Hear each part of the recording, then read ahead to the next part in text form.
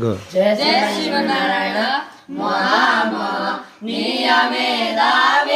त्वदीयं स्वागतं कुर्मः गुरोर्वे वाणवासायं त्वदीयं स्वागतं कुर्मः महामहनीयमेधाविन्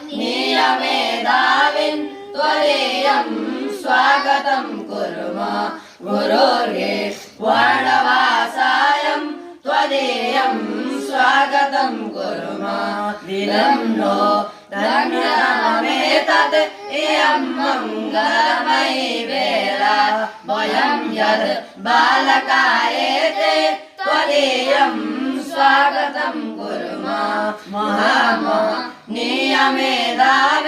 त्वदीयं स्वागतं कुर्मः गुरोर्वे वाणवासायं त्वदीयं स्वागतं कुर्मः न काचे धारणा भक्ति न काचे साधना शक्ति परं दासमञ्जलिभिः त्वदीयं स्वागतं कुर्मः महामहनीयमेधाविन्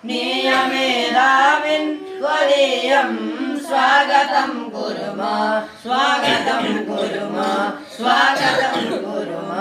जय श्रीमन्नारायण।